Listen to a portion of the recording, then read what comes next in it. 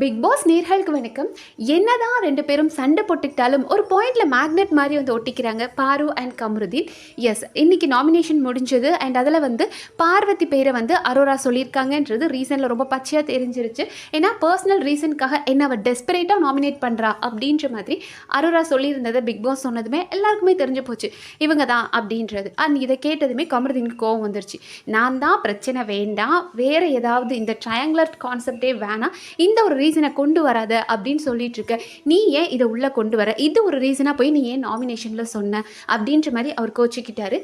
So அவரோட point என்ன அப்படின்னா, கமருதீன் இப்போ இங்கே கேம் ஃபோக்கஸ்டாக இருக்கார், அது ரொம்ப நல்லாவே தெரியுது. அதனால் இந்த ஒரு முக்கோண காதல் கதை ஏதோ ஒரு இடத்துல நமக்கு ட்ராப் அடிக்குமோ அப்படின்ற ஒரு பயம் அவருக்கு இருக்குது. ஸோ இந்த ட்ரையாங்குலர் ஸ்டோரி எப்படினாலும் ஒரு பிரச்சனையாகும், தேவையில்லாத ஒரு நேம் ஸ்பாயில் ஆகும். அப்படின்றதுனால தான் அவர் வேண்டாம், அவர் தெளிவாக சொல்கிறாரு. அரோரா தன்னோட ஃப்ரெண்ட் அண்ட் பாரு மேலே வந்து ஒரு ஃபீலிங்ஸ் இருக்குது, அது லவ்லாம் கிடையாது. பாரும் கமருதீன் ரெண்டு பேருமே சொல்கிறது லவ்லாம் இல்லை, ஃப்ரெண்ட்ஷிப்புக்கு மேலே கொஞ்சம் இருக்குது அப்படின்றாங்க.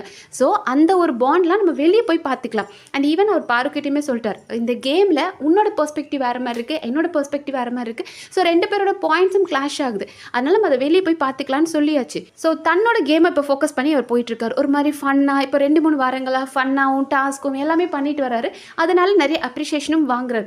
ஈவன் பிக் பாஸ் ஆகட்டும், சேதுனா ஆகட்டும், ரெண்டு பேருமே அப்ரிஷியேட் பண்ணும்போது நான் இப்படி ஃபோக்கஸ் பண்ணி போகலான்னு போகிறேன், ஆனால் தேவையில்லாமல் மறுபடியும் அந்த கான்செப்ட்குள்ளே நீ ஏன் போகிற அப்படின்னு அரோராவை அவர் கேட்குறாரு. கரெக்ட் தானே? இப்போது இவங்க மறுபடியும் இதை மீன் பண்ணி ட்ரையாங்குலர் ஸ்டோரின்னு இவங்களுக்குள்ளேயே அடிச்சுக்கும் போது தான் நம்ம அதை பற்றி பெருசாக பேசுகிறோம்.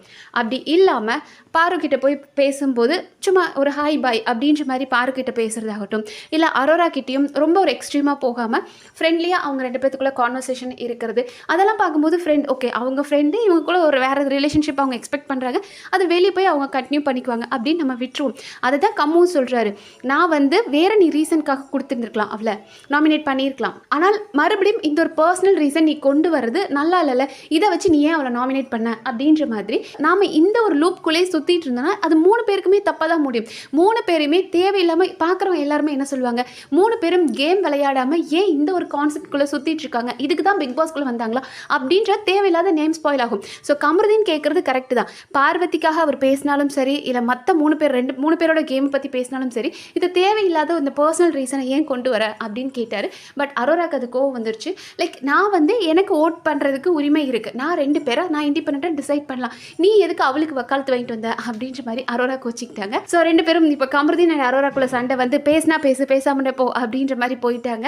அண்ட் அதுக்கப்புறம் பார்வதி அண்ட் கமருதீனுக்குள்ள டிஸ்கஷன் போச்சு. லைக் பார்வதி இருந்து பத்தியா இந்த ரீசனுக்காக அவன் நாமினேட் பண்ணுற பத்தியா அப்படின்னு அவங்க சொல்லவும், சரி நான் அவளை திட்டேன் அப்படின்னு இவர் பேசவும், மறுபடியும் இப்போது பார்வதி அண்ட் அரோராக்குள்ள ஒரு டிஸ்கஷன் போயிட்டுருக்கு. லைக் அரோரா சொல்கிறாங்க, எனக்கு துஷார் போனதுக்கப்புறம் அந்த ஒரு இடம் வேக்கண்ட்டாக இருந்தது, ஸோ அவன் மேலே இருக்கிறது ஃபீல் வேறு, ஒரு நல்ல ஃப்ரெண்டாக என் கூட கம்மும் இருக்கா, எனக்காக சப்போர்ட்டிவாக இருக்கா, அது ஒரு நல்ல ஃபீல் அப்படின் போது பார்வதி சொல்கிறாங்க, அதே மாதிரி தானே எனக்கும் திவாகரன் இருக்கிற வரைக்கும் எனக்கு ஒரு நல்லா இருந்தது, அவர் போனதுக்கப்புறம் எனக்கு யாராவது ஒருத்தர் என்னை பேட் பண்ணுறதுக்கும் இல்லை என்னை பார்த்துக்கிறதுக்கு எனக்கு கமருதீன் இருக்கான், கமருதீன் எனக்கு வேணும், கமருதீன் எனக்கு தான் ஸ்பெஷல், இல்லை உனக்கு தான் ஸ்பெஷல் அப்படின்ற மாதிரி டிஸ்கஸ் பண்ணிட்டு இருக்காங்க. இதெல்லாம் பேசி இதை ஒரு இஷ்யூ ஆக்குறதுக்கு இதை கண்டுக்காமல் விட்டுட்டா போதும்.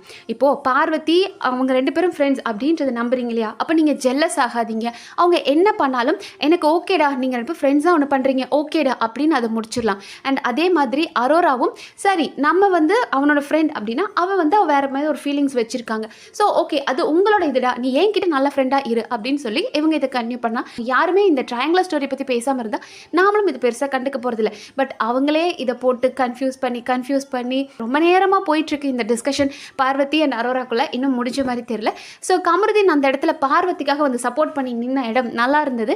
ஏன்னா நம்ம கமருதீனோட ஸ்பெஷலே அதுதான், அவருங்க கூட ஒரு ஃப்ரெண்ட்ஸ் இருக்காங்க அப்படின்னா அவங்களுக்காக சப்போர்ட் பண்ணி பேசுவார். அது வினோத் ஆகட்டும், இல்லை அரோராவாகட்டும், இல்லை பார்வதி, யாருக்கா இருந்தாலும் தன் கூட இருக்கிறவங்களுக்காக வந்து நிற்பார்.